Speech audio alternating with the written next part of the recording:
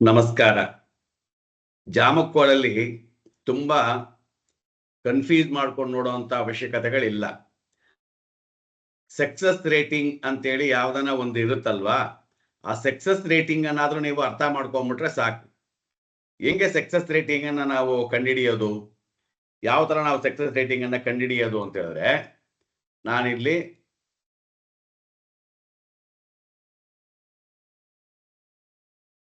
ನೋಡಿ ಹಾಕಿದ್ದೀನಿ. ಜಾಮಕ್ಕೋಲ್ ಯಶಸ್ವಿಯ ಸೂತ್ರಗಳು. ಉದಯಾಧಿಪತಿ ಉಚ್ಚ. ಮೇಷಕ್ಕೆ ಕುಜ ಅಧಿಪತಿ, ಅವನು 10ರಲ್ಲಿ ಉಚ್ಚನಾಗ್ತಾನೆ. ವೃಷಭಕ್ಕೆ ಶುಕ್ರ ಅಧಿಪತಿ, ಅವನು 11ರಲ್ಲಿ ಉಚ್ಚನಾಗುತ್ತಾನೆ.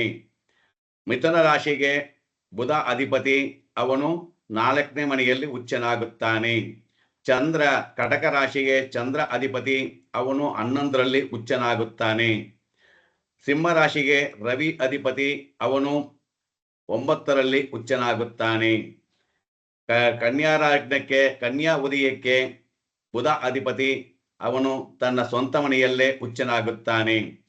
ತುಲಾ ರಾಶಿಗೆ ಶುಕ್ರ ಅಧಿಪತಿ, ಅವನು 6ನೇ ಮನೆಯಲ್ಲಿ ಉಚ್ಚನಾಗುತ್ತಾನೆ. 6ನೇ ಮನೆಯಲ್ಲಿ ಉಚ್ಚನಾಗುತ್ತಾನೆ.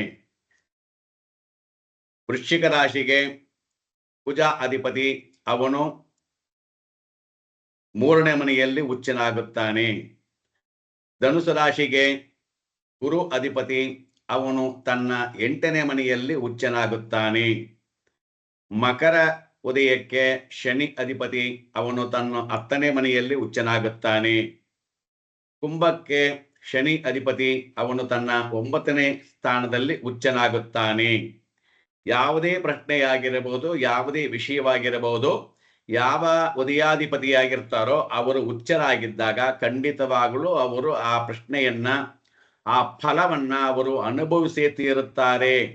ಅಂದ್ರೆ ಇದು ಮೊದಲನೇ ಸೂತ್ರ. ಅವರು ಪಾಸ್ ಆಗ್ತಾರೆ, ಸಕ್ಸಸ್ ಆಗ್ತಾರೆ ಅಂತ ಯಾವುದೇ ಪ್ರಶ್ನೆ ಆಗಿರಬಹುದು. ಇಲ್ಲಿ 2 ರಾಶಿಗಳಿಗೆ ಮಾತ್ರ ನೀವು ಹುಷಾರಾಗಿ ನೋಡಬೇಕು. ಯಾವುದು? ತುಲಾ ರಾಶಿಯವರಿಗೆ 6ನೇ ಮನೆಯಲ್ಲಿ ಉಚ್ಚನಾಗ್ತಾ ಇದ್ದಾನೆ. ಆಗ 6ನೇ ಮನೆ ಅನ್ನೋದು ನಾವು ಮಾಂಗಲ್ಯಕ್ಕೆ ಕುತ್ತು, ಡೈವರ್ಸ್ ಅಂತ ಹೇಳಿದೀವಿ. ಸೊ ಹಾಗಾಗಿ ದಂಪತಿಗಳ ವಿಷಯ ಬಂದಾಗ, ಅದರೊಳಗೆ ಹೆಣ್ಣು ಮಕ್ಕಳ ವಿಷಯದಲ್ಲಿ ಬಂದಾಗ ನಾವು ಇದನ್ನ ಸರಿಯಾಗಿ ನೋಡಬೇಕು. ಇನ್ನು ಉಳಿದಂತ ಏನು ಹಣ, ಆಸ್ತಿ, ಅಂತಸ್ತು, ಐಶ್ವರ್ಯ, ಕೆಲಸ, ಇನ್ನು ಯಾವುದೇ ಪ್ರಶ್ನೆ ಆಗಿದ್ರು ಪರವಾಗಿಲ್ಲ. ಜೀವ ಸಂಬಂಧಪಟ್ಟಂತ ಪ್ರಶ್ನೆ ಆಗಿದ್ರೆ ಮಾತ್ರ ಹುಷಾರಾಗಿ ಹ್ಯಾಂಡಲ್ ಮಾಡಬೇಕು. ಅದೇ ರೀತಿ ಧನುಸು ರಾಶಿಯವರಿಗೆ, ಧನುಸು ಉದಯದವರಿಗೆ ಉದಯಾಧಿಪತಿ ಉಚ್ಚ ಅಂದ ತಕ್ಷಣ ಅವನು ಎಲ್ಲಿ ಉಚ್ಚನಾಗ್ತಾನೆ? 8ನೇ ಮನೆಯಲ್ಲಿ ಉಚ್ಚನಾಗ್ತಾ ಇದ್ದಾನೆ. ಸೊ ಇಲ್ಲೂ ಸಹ 8ನೇ ಮನೆಗೆ ಸಂಬಂಧಪಟ್ಟಂತ ಜೀವಕಾರಕದ ವಿಷಯ ಬಂದಾಗ ನಮಗೆ ಇದನ್ನ ನಾವು ಹುಷಾರಾಗಿ ನೋಡಿ ಹೇಳಬೇಕು. ಇನ್ನ ಹಣ ಬರುತ್ತಾ ಬೇರೆ ಅಂದ್ರೆ ಜೀವ ನಿರ್ಜೀವ ಅಂತ ಹೇಳ್ತೀವಿ. ಆ ಜೀವವತ್ತುಗಳನ್ನ ಕೇಳದಂತ ಸಮಯದಲ್ಲಿ ಧನುಸು ಉದಯವಾಗಿ ಉದಯಾಧಿಪತಿ ಉಚ್ಚನಾಗಿದ್ದಾಗ ಅದನ್ನ ತಡೆಯೋದು ಲೇಸು. ಅದೇ ನಿರ್ಜೀವ ವಸ್ತುಗಳಾಗಿದ್ದಾಗ ಪರವಾಗಿಲ್ಲ, ನಡೆಯುತ್ತೆ. ಇದು ಮೊದಲನೇ ಸೂತ್ರ. 2ನೇ ಸೂತ್ರ ಏನಪ್ಪಾ? ಪ್ರಶ್ನೆಯ ಭಾವಾಧಿಪತಿ ಸ್ವಕ್ಷೇತ್ರದಲ್ಲಿದ್ದರು. ಪ್ರಶ್ನೆಯ ಭಾವಾಧಿಪತಿ ಸ್ವಕ್ಷೇತ್ರದಲ್ಲಿದ್ದರು, ಯಾವುದಾದ್ರೂ ಉದಯವಾಗಿರಲಿ. ಈಗ ಇದೇ ಮಕರ ಉದಯ ಅಂತಾನೆ ತಗೊಳ್ಳೋಣ. ಮಕರ ಉದಯವಾಗಿ ಉದಯಾಧಿಪತಿ ಶನಿ ಆಗಿರ್ಲಿ, ಉದಯಾಧಿಪತಿಯನ್ನು ನೋಡ್ಕೊಂಡು ಯಾರಾದ್ರೂ ಬರಲಿ ಪರವಾಗಿಲ್ಲ. ಇದು 2ನೇ ರೂಲ್ಸು. ಕೇಳ್ತಕ್ಕಂಥ ಭಾವ ಬಂದು 4ನೇ ಭಾವದ ಪ್ರಶ್ನೆಯನ್ನೇ ಕೇಳ್ತಾ ಇದ್ದಾರೆ. 4ನೇ ಭಾವದ ಪ್ರಶ್ನೆಯನ್ನು ಕೇಳಿದಾಗ ಇದಕ್ಕೆ 4ನೇ ಭಾವ ಯಾವುದು? ಮಕರ. ಮಕರದಲ್ಲಿ ಏನಾದರೂ ಕುಜ ಇದ್ದಾನೆ ಅಂತ ಹೇಳಿದ್ರೆ ಅವರಿಗೆ ಆ 4ನೇ ಭಾವಾಧಿಪತಿಯ ಪ್ರಶ್ನೆಯಲ್ಲಿ ಕೇಳಿದರೆ ಖಂಡಿತವಾಗ್ಲೂ ಸಕ್ಸಸ್ ಆಗತ್ತೆ. ಈಗ ಮಕರ ಉದಯ ಅಂತ ಹೇಳಿದ್ವಿ. ಮಕರ ಉದಯದಿಂದ ಉದಯಾಧಿಪತಿ ಅಲ್ಲೇ ಇದ್ದರೆ ತನ್ನ ಬಗ್ಗೆ ಕೇಳಿದ್ರೆ ನಾವು ಶನಿ ಅಂದ್ರೆ ನಿಧಾನ ಆಗಲ್ಲ ಹಾಗೆ ಅಂತ ಹೇಳ್ತಿದ್ವಲ್ಲ, ಈ ಸ್ವಕ್ಷೇತ್ರ ಸಮಯದಲ್ಲಿ ಅಥವಾ ಉಚ್ಚ ಕ್ಷೇತ್ರದಲ್ಲಿದ್ದಾಗ ಅವನೂ ಸಹ ಫಲವನ್ನು ಕೊಡ್ತಾನೆ. ಸ್ವಲ್ಪ ನಿಧಾನ ಆದರೂ ಸಹ ಫಲವನ್ನು ಕೊಡ್ತಾನೆ, ಫಲವನ್ನು ಕೊಟ್ಟೇ ಕೊಡ್ತಾನೆ. ಹಾಗಾದ್ರೆ 2ನೇ ಮನೆಯಲ್ಲಿದ್ದಾನೆ ಶನಿ, ಅದು ಸ್ವಕ್ಷೇತ್ರ. ಹಣದ ವಿಚಾರವಾಗಿ, ಕುಟುಂಬದ ವಿಚಾರವಾಗಿ, ಬರುವಂತ ವಿಚಾರವಾಗಿ ಮಂದು ಸೇರುವಂತಹ ಇನ್ಕಮ್ ವಿಷಯ ಕೇಳಿದಾಗ ಬರುತ್ತೆ ಅಂತ ಹೇಳಬೇಕು. ಮಕರ ಉದಯವಾಗಿ 3ನೇ ಭಾವಾಧಿಪತಿಯಾಗಿರ್ತಕ್ಕಂಥ ಗುರು ಮೀನದಲ್ಲಿದ್ದಾನೆ ಅಂತ ಹೇಳಿದ್ರೆ ತನ್ನ ಮಿತ್ರರ ಬಗ್ಗೆ, ತನ್ನ ಪರಿವಾರದ ಬಗ್ಗೆ, ತನ್ನ ಸಹೋದರರ ಬಗ್ಗೆ, ಅಥವಾ ಪ್ರೋಗ್ರಾಮ್ ಬಗ್ಗೆ, ಪ್ಲಾನಿಂಗ್ ಬಗ್ಗೆ, ಅಥವಾ ಪತ್ರದ ಬಗ್ಗೆ ಕೇಳಿದ್ರೆ ನಡೆಯುತ್ತೆ, ನೋ ಪ್ರಾಬ್ಲಮ್. ಆದರೆ ಕವಿಪೆಲ್ಲಿರಬಾರ್ದು, ಇದೇ 3ನೇ ಭಾವದಲ್ಲಿರಬಾರ್ದು, ಉದಯದಲ್ಲಿರಬಾರ್ದು. ಭಾವಾಧಿಪತಿಯನ್ನ ಕವಿಬಾರದು. ಭಾವಾಧಿಪತಿ ಅಲ್ಲೇ ಇರ್ತಾನೆ ಮೇಲೆ ಇನ್ನೆಲ್ಲಿ ಕವಿಯದು, ಕವಿಪು ಅಲ್ಲಿರಬಾರ್ದು. ಇನ್ನು ಉಳಿದ ಜಾಗದಲ್ಲಿ ಎಲ್ಲಾದ್ರೂ ಇತ್ಕೊಂಡು ಹೋಗ್ಲಿ, ಚಿಂತೆ ಪಡೋ ಅವಶ್ಯಕತೆ ಇಲ್ಲ. ಕೇಳ್ತಕ್ಕಂಥ ಪ್ರಶ್ನೆ 3ನೇ ಭಾವಾಧಿಪತಿ. ಕುಜ 4ನೇ ಭಾವಾಧಿಪತಿಯಾಗಿದ್ದಾನೆ. ಅಲ್ಲಿ ಮನೆ ಬಗ್ಗೆ ಕೇಳಿದ್ರೆ, ತಾಯಿ ಬಗ್ಗೆ ಕೇಳಿದ್ರೆ, ವಾಹನದ ಬಗ್ಗೆ ಕೇಳಿದ್ರೆ ಕುಜ ಅಲ್ಲಿದ್ದಾನೆ ಅಂತಂದ್ರೆ ಸಕ್ಸಸ್ ಆಗತ್ತೆ. ಅದೇ ಮಕರ ಲಗ್ನವಾಗಿ, ಮಕರ ಉದಯವಾಗಿ ವೃಷಭ ರಾಶಿಯಲ್ಲಿ ಶುಕ್ರ ಇದ್ದಾನೆ. ಇವು ಹೆಂಡತಿ ಬಗ್ಗೆ, ದಾನದ ಬಗ್ಗೆ, ಅದು ಹಣದ ಬಗ್ಗೆ, ಬಂಗಾರದ ಬಗ್ಗೆ, ಆಸ್ತಿ ಬಗ್ಗೆ, ಮನೆ ಬಗ್ಗೆ ಕೇಳಿದ್ರೆ ಸಕ್ಸಸ್ ಆಗತ್ತೆ. ಇದೇ ಉದಯ ಲಗ್ನ, ಅದು ಮಕರ ಉದಯ ಬುಧ 6ರಲ್ಲಿ, ಅಂದ್ರೆ ಮೀನದಲ್ಲಿ, ಮಿಥುನದಲ್ಲಿ ಬುಧ ಸ್ವಕ್ಷೇತ್ರವಾಗಿದ್ದಾನೆ. ಸೊ 6ನೇ ಮನೆಗೆ ಸಂಬಂಧಪಟ್ಟಂತದ್ದು ಏನು ಕೇಳಿದ್ರು ನಡೆಯುತ್ತೆ. ಅಲ್ಲಿ ಜೀವ ನಿರ್ಜೀವ ಅನ್ನೋದನ್ನ ತೀರ್ಮಾನವನ್ನು ಮಾಡ್ಕೊಳ್ಬೇಕು. ಜೀವವಸ್ತುಗಳು ಅಂತ ಹೇಳಿದ್ರೆ, ಯಾಕೆಂದ್ರೆ ರೋಗ ಉಲ್ಬಣವಾಗಬಹುದು, ಅಥವಾ ಕಾಯಿಲೆಗೆ ಸಂಬಂಧಪಟ್ಟಂತ ಪ್ರಶ್ನೆಗಳಾಗಿರ್ಬೋದು ಅಲ್ವಾ, ಅದೂ ಸಹ ಪಾಸಿಟಿವ್ ಆಗಿನೇ ಎನರ್ಜಿಯನ್ನು ಕೊಡುತ್ತೆ. ಇವಾಗ ಹಾಸ್ಪಿಟ್ಲಿಂದ ತುಂಬಾ ಕಷ್ಟದಲ್ಲಿ ಇರ್ತಾರಂದ್ರೆ ಹಾಸ್ಪಿಟ್ಲಿಗೆ ಹೋಗ್ಬೋದು, ಸಕ್ಸಸ್ ಆಗಿ ಬಂದ್ಬಿಡ್ತಾರೆ. ಯಾಕೆ? ಔಟ್ ಪೇಷಂಟ್ ಸ್ಥಳ 6ನೇ ಭಾವ. ಅದೇ ರೀತಿ 7ನೇ ಭಾವ ಮಕರದಿಂದ ಕಟಕ 7ನೇ ಭಾವ. ಚಂದ್ರ ಅಲ್ಲಿ ಸ್ಥಿತನಾಗಿದ್ದಾನೆ ಅಂತ ಹೇಳಿದ್ರೆ ಹೆಂಡತಿ ಬಗ್ಗೆ ಕೇಳಿದ್ರೆ, ಪಾರ್ಟ್ನರ್ ಬಗ್ಗೆ ಕೇಳಿದ್ರೆ ಅವ್ರು ಬರ್ತಾರಾ, ಆಗತ್ತಾ ಅಂತಾರೆ, ಖಂಡಿತವಾಗ್ಲೂ ಆಗತ್ತೆ. ಮಕರ ಲಗ್ನವಾಗಿ ಸಿಂಹದಲ್ಲಿ ರವಿ ಇದ್ದಾನೆ. ಇಲ್ಲೂ ಸಹ ನೀವೇನಾದ್ರೂ ಪ್ರಾಪರ್ಟಿಯಿಂದ ಯಶಸ್ವಿ ಆಗತ್ತಾ, ಹೆಂಡತಿ ಕಡೆಯಿಂದ ಹಣ ಬರುತ್ತಾ, ಅಥವಾ ನಮ್ಮ ತಂದೆ ತಾಯಿಗಳ, ನಿಮ್ಮ ಪೂರ್ವಿಕರ ಆಸ್ತಿ ಏನಾದ್ರೂ ಬರುತ್ತಾ ಅಂತ ಕೇಳಿದ್ರೆ ಬರುತ್ತೆ. ಜೀವವಸ್ತುಗಳನ್ನ ಕೇಳಿದ್ರೆ ಮಾತ್ರ ಸ್ವಲ್ಪ ಹುಷಾರಾಗಿರಬೇಕು. ಅಲ್ಲಿಗೂ ಏನು, ರವಿ ಸ್ವಕ್ಷೇತ್ರವಾಗಿರೋದ್ರಿಂದ ಕಾಯಿಲೆಗಳು ಉಲ್ಬಣವಾಗಬಹುದು, ಅದಕ್ಕೆ ಟ್ರೀಟ್ಮೆಂಟು ಸಹ ಸಿಗುತ್ತೆ ನಿಮಗೆ ಅಂತಾನು ಹೇಳಬಹುದು. ಅದೇ ಮಕರ ಲಗ್ನವಾಗಿ 9ನೇ ಭಾವ ಬುಧನಾಗಿ ಅಲ್ಲಿ ಸ್ಥಿತನಾಗಿದ್ದಾನೆ ಅಂತಿದ್ರೆ ನಿಮಗೆ ಹೊರಗಡೆ ಟ್ರಾವೆಲ್ಲು, ಫಾರಿನ್ಗೆ ಹೋಗಿ ಓದೋ ಅಂಥದ್ದು, ಅಥವಾ ದೈವ ಅನುಗ್ರಹ, ಇನ್ನು ಎಲ್ಲ ಶುಭ ಸಂದೇಶಗಳು, ಭಾಗ್ಯಗಳು ಚೆನ್ನಾಗಿ ಸಿಗುತ್ತೆ.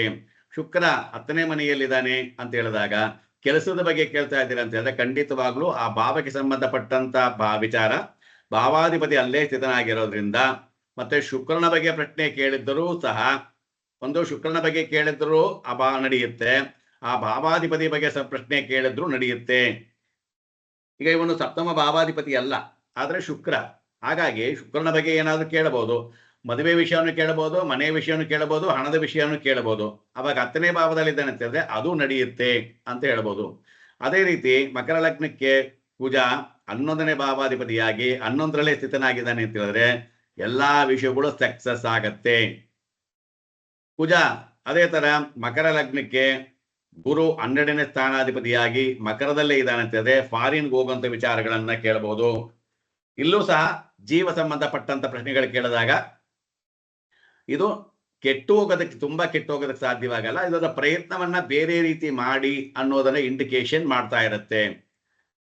ಗುರು ಅನ್ನೋದು ಪುತ್ರಕಾರಕ. ಈಗ ಪುತ್ರನನ್ನ ಕೇಳ್ತಾ ಇದ್ದೀರಾ, ಇವನು ಅಲ್ಲಿ ಬಂದು ಪುತ್ರಕಾರಕನಾಗಿರ್ತಕ್ಕಂಥವನು ಸ್ವಕ್ಷೇತ್ರದಲ್ಲಿದ್ದಾನೆ. ಅವಾಗ ಪುತ್ರ ಭಾಗ್ಯ ಇದೆ ಅಂತಾನೆ ಹೇಳ್ಬೋದು. ಆದ್ರೆ 12 ಅಂತಂದ್ರೆ ವೈದ್ಯಕೀಯವನ್ನ ತಗೊಂಡು ಸಕ್ಸಸ್ ಅನ್ನ ಮಾಡಿ. ಇದೇ ಹಣದ ವಿಚಾರ ಕೇಳಿದ್ರೆ ಇದು ಲಾಸ್ ಆಗಲ್ಲ, ಇದು ಬರುತ್ತೆ. ಏಕೆ? ಕೇಳತಕ್ಕಂಥ ಪ್ರಶ್ನ ಭಾವಾಧಿಪತಿ ಸ್ವಕ್ಷೇತ್ರದಲ್ಲಿದ್ದಾನೆ ಅಂತ. ಹೀಗೆ ನೀವು ಉತ್ತರವಾದ ಯಶಸ್ವಿಯನ್ನ ಹೇಳಬೇಕು. ಮೂರನೇದೇನು, ಪ್ರಶ್ನೆಯ ಕಾರಕ ಗ್ರಹ ಆರ್ ಭಾವಾಧಿಪತಿ ಉದಯವನ್ನ ನೋಡಿ ಬರ್ತಕ್ಕಂಥದ್ದು. ಈಗ ನಾವೇನ್ ಹೇಳಿದ್ವಿ, ಅದೇ ತರನೇ ಯಾವುದೇ ಪ್ರಶ್ನೆಯನ್ನ ಮಾಡಿದ್ರು ಆ ಪ್ರಶ್ನೆಗೆ ಸಂಬಂಧಪಟ್ಟಂತ ಭಾವಾಧಿಪತಿ ಉದಯವನ್ನ ನೋಡ್ಕೊಂಡು ಬರ್ತಾ ಇದ್ರೆ ಈಗ ಮೇಷ ಉದಯ ಅಂತ ತಗೊಂಡಾಗ ಹಣದ ಬಗ್ಗೆ ಕೇಳ್ತಿದ್ದಾರೆ ಅಂತ ಹೇಳಿದ್ರೆ, ಕುಟುಂಬದ ಬಗ್ಗೆ ಕೇಳ್ತಾ ಇದ್ದಾರೆ ಅಂತ ಹೇಳಿದ್ರೆ ಶುಕ್ರ ಉದಯವನ್ನು ನೋಡ್ಕೊಂಡು ಬರ್ತಾ ಇರಬೇಕು. ಪತ್ರದ ಬಗ್ಗೆ, ಪೇಪರ್ ಬಗ್ಗೆ, ಡಾಕ್ಯುಮೆಂಟ್ ಬಗ್ಗೆ ಕೇಳ್ತಿದ್ದಾರೆ ಅಂತ ಹೇಳಿದ್ರೆ 3ನೇ ಭಾವಾಧಿಪತಿ ಅಥವಾ ಬುಧ ನೋಡ್ಕೊಂಡು ಬರ್ತಾ ಇದ್ರೆ ಸಕ್ಸಸ್ ಆಗತ್ತೆ. ಕುಟುಂಬದ ಬಗ್ಗೆ, ಮನೆ ಬಗ್ಗೆ, ಸುಖದ ಬಗ್ಗೆ, ಸಂತೋಷದ ಬಗ್ಗೆ, ವಾಹನದ ಬಗ್ಗೆ ಕೇಳ್ತಿದ್ದಾರೆ ಅಂತ ಹೇಳಿದ್ರೆ ಚಂದ್ರ ನೋಡ್ಕೊಂಡು ಬಂದ್ರು ಮೇಷ ಉದಯ 4ನೇ ಭಾವಾಧಿಪತಿ ಚಂದ್ರ ಬಂದ್ರೂ ನಡೆಯುತ್ತೆ, ಅಥವಾ ವಾಹನ ಕಾರ್ಯಕ್ಕೆ ಆಗಿರ್ತಕ್ಕಂಥ ಶುಕ್ರ ಬಂದ್ರು ನಡೆಯುತ್ತೆ, ಮನೆ ವಿಷಯ ಕೇಳ್ತಿದ್ದಾಗ ಕುಜ ಬಂದ್ರು ನಡೆಯುತ್ತೆ. ಪಂಚಮ ಭಾವ ಅಂತಕ್ಕಂಥದ್ದು ಸೂರ್ಯ ಉದಯವನ್ನ ನೋಡ್ಕೊಂಡು ಬರ್ತಾ ಇದ್ದಾನೆ ಅಂತಂದ್ರೆ ಮಕ್ಕಳ ಭಾಗ್ಯ ಆಗತ್ತೆ, ಮಕ್ಕಳ ವಿಷಯ ಆಗತ್ತೆ. ಗುರು ಬಂದ್ರು ಮಕ್ಕಳ ವಿಷಯ ಆಗತ್ತೆ, ಅಧಿಕಾರ ಸಿಗತ್ತೆ, ನಮ್ಮ ಅಪ್ಪನ ಬಗ್ಗೆ ಆಸ್ತಿ ಸಿಗತ್ತಾ ಅಂತ ಹೇಳಿದ್ರೆ ಸೂರ್ಯ ಬಂದ್ರೆ ಆಗತ್ತೆ. ಈ ಪಂಚಮಾಧಿಪತಿ ಆಗಿರ್ತಕ್ಕಂಥ ಸೂರ್ಯನ ಬಂದ್ರು ನಡೆಯುತ್ತೆ. 6ನೇ ಭಾವ ಅಂತಕ್ಕಂಥದ್ದು ನನಗೆ ಕೆಲಸ ಸಿಗತ್ತಾ, ಕೆಲಸ ಆಗತ್ತಾ, ಕೋರ್ಟಲ್ಲಿ ಜಯ ಸಿಗತ್ತಾ ಅಂತ ಕೇಳಿದಾಗ ಬುಧ ಬಂದ್ರು ಆಗತ್ತೆ. ಬುಧ ಬಂದು ವಕೀಲು, ಲಾಯರು. ಸಪ್ತಮ ಭಾವ ಅಂತಕ್ಕಂಥದ್ದು ಪಾರ್ಟ್ನರು, ಹೆಂಡತಿ. ಇಲ್ಲಿ ಶುಕ್ರ ಉದಯವನ್ನು ನೋಡ್ಕೊಂಡು ಬಂದ್ರು ನಡೆಯುತ್ತೆ, ಅಥವಾ ಸಪ್ತಮ ಭಾವಾಧಿಪತಿ ನೋಡ್ಕೊಂಡು ಬಂದ್ರು ನಡೆಯುತ್ತೆ. ಅಷ್ಟಮ ಭಾವಾಧಿಪತಿ ಬಂದು ಕುಜ, ಉದಯಾಧಿಪತಿನೂ ಅವನೇ, ಅಷ್ಟಮಾಧಿಪತಿನೂ ಕುಜಾನೇ. ಈ ಜಾಗದಲ್ಲಿ ಅವನೇ ತನ್ನ ಇದಕ್ಕೆ ಪ್ರಾಬ್ಲಮ್ ಅನ್ನ ತಂದುಕೊಳ್ತಾನೆ ಅಂತ ಹೇಳಿದ್ದೀವಿ. ಹಾಗಾಗಿ ಈ ಪ್ರಾಬ್ಲಮ್ ಅನ್ನ ತನ್ನಿಂದ ತಾನು ಬಗೆಹರಿಸ್ಕೊಂಡಾಗ ಅದು ಸರಿಯಾಗಿ ಹೋಗುವಂತ ಸಾಧ್ಯತೆಗಳಿರುತ್ತೆ. ಆದರೆ ಇಲ್ಲೂ ಸಹ ಜೀವಕಾರಕಗಳಿಗೆ ಅಷ್ಟೊಂದು ಸಕ್ಸಸ್ ಅನ್ನ ಕೊಡಲ್ಲ ಅಂತ ಹೇಳಿದ್ರೆ ಅದರಿಂದ ಪರಿಹಾರವನ್ನ ಸೂಚಿಸಿ ಬದಲಾವಣೆಗಳನ್ನ ಮಾಡ್ಕೊಳ್ಳಬಹುದು. ಅದೇ ನಿರ್ಜೀವ ವಸ್ತುಗಳಾಗಿದ್ರೆ ಖಂಡಿತವಾಗ್ಲೂ ಸಕ್ಸಸ್ ಅನ್ನ ಕೊಡುತ್ತೆ. 9ನೇ ಭಾವಾಧಿಪತಿ ಗುರು, ಭಾಗ್ಯ, ತಂದೆ, ದೇವರು, ದೇವತಾನುಗ್ರಹ, ಗುರು ಅನುಗ್ರಹ, ಮಾಸ್ಟರು ಇವರೆಲ್ಲ ಸಿಗ್ತಾರೆ ಅಂತ ಹೇಳಿದ್ರೆ ಖಂಡಿತವಾಗ್ಲೂ ಸಿಗ್ತಾರೆ. ಅವರು ಉದಯವನ್ನು ನೋಡ್ಕೊಂಡು ಬರ್ತಾ ಇರಬೇಕು. ಸ್ವಕ್ಷೇತ್ರದಲ್ಲಿದ್ರು ಸರಿ, ಉಚ್ಚ ಕ್ಷೇತ್ರದಲ್ಲಿದ್ರು ಸರಿ, ಅಥವಾ ಉದಯವನ್ನು ನೋಡ್ಕೊಂಡು ಬಂದ್ರು ಸರಿ. ಶನಿ 10ನೇ ಮನೆ ಅಧಿಪತಿ ಶನಿ, ನನಗೆ ಗೌರವ ಸಿಗತ್ತಾ, ಅಧಿಕಾರ ಸಿಗತ್ತಾ, ಪ್ರಮೋಷನ್ ಸಿಗತ್ತಾ ಅಂತ ಹೇಳಿದ್ರೆ ಇಲ್ಲಿ ಶನಿ ಅಂತಕ್ಕಂಥವನು ಬಂದ ಅಂತ ತಕ್ಷಣ 10ನೇ ಭಾವದ ಪ್ರಶ್ನೆ ಕೇಳಿದ ತಕ್ಷಣ ಉದಯವನ್ನು ನೋಡ್ಕೊಂಡು ಇಲ್ಲಿ ನೀಚ ಅನ್ನೋದಕ್ಕಿಂತ ಬದಲಾಗಿ ನೀಚನಾಗಿರೋದ್ರಿಂದ ಸ್ವಲ್ಪ ಸಗಲಾಗಿ ಆದ್ರೂ 10ನೇ ಭಾವದ ಪ್ರಶ್ನೆ ಕೇಳೋದ್ರಿಂದ 10ನೇ ಭಾವಾಧಿಪತಿ ಆಗಿರೋದ್ರಿಂದ ಅವನು ಸಹ ಕೊಡಬೇಕಾದಂತ ಒಂದು ಪರಿಸ್ಥಿತಿ ಬರುತ್ತೆ. ಇನ್ನ ಸೂರ್ಯ ಅಲ್ಲೇನಾರು ಬಂದ್ರೆ ಅವ್ರಿಗೆ ಗ್ಯಾರಂಟಿ ಸಿಗುತ್ತೆ. ಮತ್ತೆ 11ನೇ ಭಾವಾಧಿಪತಿ ಫುಲ್ಫಿಲ್ಮೆಂಟು, ಲಾಭ, ದೊಡ್ಡಣ್ಣ, ಮತ್ತೆ ಸ್ನೇಹಿತರು, ಅನೇಕ ಎಂಜಾಯ್ಮೆಂಟ್ ಎಲ್ಲ ಸಿಗುತ್ತಾ ಅಂತ ಹೇಳಿದ್ರೆ ಇದೇ ಶನಿ ಅಲ್ಲಿ ಬರ್ತಾ ಇದ್ರೆ ಬಾಧಕಾಧಿಪತಿ ಅಂತ ಕರಿತೀವಿ. ಬಾಧಕಾಧಿಪತಿ ಆದ್ರೂ ಸಹ ಪ್ರಶ್ನೆಗೆ ಅವನು ಉದಯವನ್ನ ನೋಡ್ಕೊಂಡು ಬರೋದ್ರಿಂದ ಅವನು ಇಂಡಿಕೇಟರ್ ಆಗೋಗ್ಬಿಡ್ತಾನೆ. ನಾವ್ ಹೇಳಿದೀವಿ ಗ್ರಹಗಳಿಗೆ 2 ತರವಾದಂತ ಪ್ರಶ್ನೆ ಕೇಳಿದಾಗ ಒಂಥರ, ಪ್ರಶ್ನೆ ಕೇಳದಲ್ಲ ಇದ್ದಾಗ ಒಂಥರ ಅವನು ಬದಲಾವಣೆ ಆಗ್ತಾನೆ. ಪ್ರಶ್ನೆ ಕೇಳ್ತಾ ಇದ್ದಾರೆ ಆ ಭಾವಕ್ಕೆ ಸಂಬಂಧಪಟ್ಟಿದ್ದು ಅಂತಂದ್ರೆ ನನ್ನ ಅಂಗಡಿನಲ್ಲಿ ಏನು ಸರಕಿದೆಯೋ ಆ ಸರಕನ್ನ ನಾನು ಕೊಡ್ತೀನಿ. ಹಾಗೆ ಶನಿ ಹತ್ರ ಏನಿದೆಯೋ ಅದನ್ನ ಭಾವವನ್ನು ನೀವು ಕೇಳ್ತಾ ಇದ್ರೆ ಸಿಗುತ್ತೆ. ಹಾಗೆ 12ನೇ ಅಧಿಪತಿ ಆಗಿರ್ತಕ್ಕಂಥ ಗುರು ಉದಯವನ್ನ ನೋಡ್ಕೊಂಡು ಬರ್ತಿದ್ದಾನೆ ಅಂತ ಹೇಳಿದ್ರೆ ಇಲ್ಲೂ ಸಹ ಹೊರಗಡೆ ಹೋಗ್ತಕ್ಕಂಥದ್ದು, ಹಾಸ್ಪಿಟ್ಲಿಂದ ರಿಲೀಸ್ ಆಗ್ತಕ್ಕಂಥದ್ದು, ಒಂದು ಸುಖಾಂತ್ಯವನ್ನು ಕಾಣ್ತಕ್ಕಂಥದ್ದು ಆಗತ್ತೆ. 4ನೇದೇನು, ಯಾವುದೇ ಉದಯವಾದರೂ 11ನೇ ಭಾವ ಸಂಬಂಧ ಬಂದರೆ ಯಶಸ್ವಿ ಗ್ಯಾರಂಟಿ. ಎಲ್ಲಾ ಭಾವಕ್ಕೂ ಅಷ್ಟೇನೆ. ಆದ್ರೆ ನಾವೇನ್ ಹೇಳಿದ್ವಿ, ಚರರಾಶಿಗಳಿಗೆ 11ನೇ ಭಾವ ಬಾಧಕಾಧಿಪತಿ ಅಂತ ಹೇಳಿದ್ವಿ. ಅವಾಗ ಈ ಮಾಟ ಮಂತ್ರ ಅಥವಾ ಯಕ್ಷಿಣಿ ಪ್ರಯೋಗ, ಆರೋಗ್ಯದ ಪ್ರಯೋಗ, ಆರೋಗ್ಯದ ವಿಷಯ, ಇಂಥ ವಿಷಯ ಬಂದಾಗ 11ನೇ ಭಾವದಲ್ಲಿ ಸಮಸ್ಯೆಯನ್ನು ತಂದುಕೊಡುತ್ತೆ, ಸಮಸ್ಯೆಯನ್ನು ಇಂಡಿಕೇಟ್ ಮಾಡುತ್ತೆ ಹೊರತು ಮಿಕ್ಕಿ ಜಾಗದಲ್ಲಿ ಅದನ್ನ ಬಾಧಕಾಧಿಪತಿ ಅಂತ ಕನ್ಸಿಡರ್ ಮಾಡಬಾರ್ದು. 11ನೇ ಭಾವ ಸಂಬಂಧ ಬಂದ್ರೆ ಉದಯಾಧಿಪತಿ 11ರಲ್ಲಾಗಿರ್ಲಿ, 11ನೇ ಭಾವಾಧಿಪತಿ ಉದಯದಲ್ಲಾಗಿರ್ಲಿ, ಅಥವಾ ಭಾವಕ್ಕೆ ಸಂಬಂಧಪಟ್ಟಂತ ಭಾವದಲ್ಲಿ 11ನೇ ಪದಿ ಬಂದ್ರೂ ಸಹ ಕೆಲವು ಸಾರ್ತಿ ಸಕ್ಸಸ್ ಆಗುತ್ತೆ. ಉದಾಹರಣೆಗೆ ಇವಾಗ ಮೇಷ ಉದಯ ಅಂತ ತಗೊಂಡಾಗ 5ನೇ ಭಾವ ಬಂದು ಪುತ್ರಕಾರಕ ಅಂತ ಕರೀತೀವಿ, ಪುತ್ರ ಪ್ರಶ್ನೆಯನ್ನ ಕೇಳ್ತಾ ಇದೀವಿ. ಈಗ ಇಲ್ಲಿ ಶನಿ ಬಂದು 11ನೇ ಭಾವಾಧಿಪತಿ, ಶನಿ ಇಲ್ಲಿ ಬರ್ತಾ ಇದ್ದಾನೆ. ಇವಾಗ 11ನೇ ಭಾವಾಧಿಪತಿ ಪಂಚಮದಲ್ಲಿ ಬರ್ತಾ ಇದ್ದಾನೆ. ಅವಾಗ ಏನಾಗುತ್ತೆ, ಬಾಧಕಾಧಿಪತಿ ಅನ್ನೋತಕ್ಕಂಥದ್ದು ಏನು 2 ತರ ಇಂಡಿಕೇಶನ್ ಮಾಡಬಹುದು. ಮಾಟ ಮಂತ್ರ ಇಂಡಿಕೇಶನ್ ಅನ್ನ ಬಿಟ್ಟಾಗ ಇನ್ನು 11ನೇ ಬಾಧಕಾಧಿಪತಿ ಏನಪ್ಪಾ ಅಂತಂದ್ರೆ ಬಾಧೆಯನ್ನ ಕೊಟ್ಟು ಫಲವನ್ನ ಕೊಡ್ತಾನೆ. 11ನೇ ಭಾವ ಅಂತಕ್ಕಂಥದ್ದು ಫುಲ್ಫಿಲ್ಮೆಂಟ್ ಆಗಿರೋದ್ರಿಂದ ಬಾಧೆಯನ್ನ ಕೊಟ್ಟು ಫಲವನ್ನ ಕೊಡ್ತಾನೆ. ಇದು ಇನ್ನು 5ನೇ ಪ್ರಶ್ನೆ, 5ನೇದು ರೀತಿ ಏನಪ್ಪಾ ಅಂತಂದ್ರೆ ಪ್ರಶ್ನೆಯ ಸಮಯದಲ್ಲಿ ಕಾರಕ ಗ್ರಹ ಇದ್ದರೆ ಅದು ಯಾವುದೇ ಭಾವದಲ್ಲಿ ಇದ್ರೂ ಸರಿ. ಉದಾಹರಣೆಗೆ ಇವಾಗ ಮಕರ ಲಗ್ನ ಅಂತಾನೆ ತಗೊಳ್ಳಿ, ಮಕರ ಲಗ್ನದಲ್ಲಿ ಉದಯಾಧಿಪತಿ ಎಲ್ಲೋ ಇದ್ದಾನೆ. ಈಗ ಕುಜ ಬಂದು ಕನ್ಯಾ ಲಗ್ನದಲ್ಲಿ ಇದ್ದಾನೆ ಅಂದ್ಕೊಳ್ಳೋಣ. ಕನ್ಯಾ ಲಗ್ನದಲ್ಲಿ ಇದ್ದಾರೆ, ಉದಯಾಧಿಪತಿ ಉದಯವನ್ನ ಗುಣಕೊಂಬರ್ತಕ್ಕಂಥವ್ರು ಪ್ರಶ್ನೆ ಕೇಳ್ತಿದ್ದಾರೆ, ನನಗೆ ಮನೆ ಯೋಗ ಇದೆಯಾ ಅಂತ. ಕುಜ ಅಲ್ಲಿ 6ನೇ ಭಾವದಲ್ಲಿದ್ದಾನೆ, ಕವಿಪು ಅಲ್ಲಿದೆ. ಕವಿಪು ಅಲ್ಲಿದ್ರು ನಾವೇನ್ ಹೇಳ್ತೀವಿ, ಉದಯಾಧಿಪತಿ ಇದು ಪ್ರಜ್ಞಾ ಭಾವಾಧಿಪತಿ ಕಾರಕಾಧಿಪತಿ ಉದಯದಲ್ಲಿ ಕವಿಪಿನಲ್ಲಿ ಇದ್ದರೆ ತಡೆ ಅಂತ ಹೇಳ್ತೀವಿ. ಅಲ್ಲಿ ನೀವು ಸೂಕ್ಷ್ಮವಾಗಿ ಗಮನಿಸಬೇಕು, ಅದು ಕವಿಪನ್ನ ದಾಟಿದೆಯಾ. ಅಟ್ಲೀಸ್ಟ್ ಒಂದು 2 ಡಿಗ್ರಿ, 1 ಡಿಗ್ರಿಯಲ್ಲಿದ್ರೆ ಆಗಲ್ಲ, 2 ಡಿಗ್ರಿ, 1 ಡಿಗ್ರಿಯನ್ನು ದಾಟಿ 2 ಡಿಗ್ರಿಗೆ ಹೋಗ್ತಾ ಇದ್ರೆ ಅದು ಸಹ ನಿಮಗೆ ಸಕ್ಸಸ್ ಅನ್ನ ಕೊಡುತ್ತೆ. ಇನ್ನ ಪ್ರಶ್ನಾ ಸಮಯದಲ್ಲಿ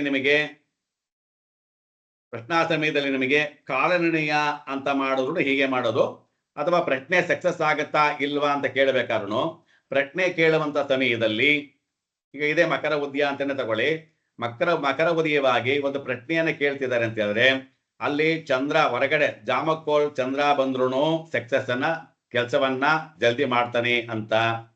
ಒಳಗಡೆ ಗೋಚಾರ ಚಂದ್ರನನ್ನ ಈಗ ತಗೋತಿದೀವಿ, ಗೋಚಾರ ಚಂದ್ರ ಒಳಗಡೆ ಇದ್ರು ಉದಯದಲ್ಲಿದ್ರು ಕೆಲಸ ಜಲ್ದಿ ಆಗತ್ತೆ ಅಂತೇಳಿ. ಮತ್ತೆ ಸಪ್ತಮದಲ್ಲಿದ್ರು ಸಹ ಅದೇ ಚಂದ್ರ, ಗೋಚಾರ ಚಂದ್ರ ಸಪ್ತಮದಲ್ಲಿದ್ದರೂ ಸಹ ಕೇಳುವಂತ ಪ್ರಶ್ನೆ ನಡೆಯುತ್ತೆ ಅಂತಲೂ, ಅದೇ ಗೋಚಾರ ಚಂದ್ರ ಈ ಮಕರ ಲಗ್ನಕ್ಕೆ, ಮಕರ ಉದಯಕ್ಕೆ 1, 5, 9ರಲ್ಲಿದ್ರು ನಡೆಯುತ್ತೆ ಅಂತೇಳಿ. ಈ 5, 9 ಅಂತ ಪ್ರಶ್ನೆ ಬಂದಾಗ ಇಲ್ಲಿ ಫಾರ್ ಎಕ್ಸಾಂಪಲ್ ಮಕರ ಉದಯದಲ್ಲಿ ನಿಮಗೆ ಉದಯ 20 ಡಿಗ್ರಿ ಇದೆ ಅಂತ ಹೇಳಿದ್ರೆ, ಅದೇ ಇದು ವೃಷಭದಲ್ಲೂ 20 ಡಿಗ್ರಿಯಲ್ಲಿ ಚಂದ್ರ ಚಲನೆ ಆಗ್ತಾ ಇರಬೇಕು, ಅಥವಾ ಕನ್ಯಾ ರಾಶಿಯಲ್ಲೂ 20 ಡಿಗ್ರಿಯಲ್ಲಿ ಚಲನೆ ಆಗ್ತಾ ಇರಬೇಕು. ಹಿಂದೆ ಮುಂದೆ ಒಂದು 2 ಡಿಗ್ರಿ 3 ಡಿಗ್ರಿ ಹೆಚ್ಚು ಕಮ್ಮಿ ಇದ್ರೂ ಪರವಾಗಿಲ್ಲ, ನಡೆಯುತ್ತೆ. ಸೊ ಇದಿಷ್ಟು ನೀವು ಯಶಸ್ವಿಯನ್ನ ನೋಡೋದಕ್ಕೆ ಸೂಕ್ಷ್ಮವಾಗಿ ನೀವು ಅರ್ಥ ಮಾಡ್ಕೊಳ್ಳಬಹುದು. ಯಾವುದೇ ವಿಚಾರ ಆದ್ರೂ ಇದನ್ನ ನೀವು ಈ ರೀತಿಯಾಗಿ ಗಮನಿಸಿದಾಗ ಯಶಸ್ವಿ ಆಗುತ್ತಾ ಇಲ್ವಾ ಅಂತೇಳಿ ಹೇಳೋದಕ್ಕೆ ಇದು ನಿಮಗೆ ತುಂಬಾ ತುಂಬಾ ಚೆನ್ನಾಗಿ ಹೆಲ್ಪ್ ಮಾಡುತ್ತೆ.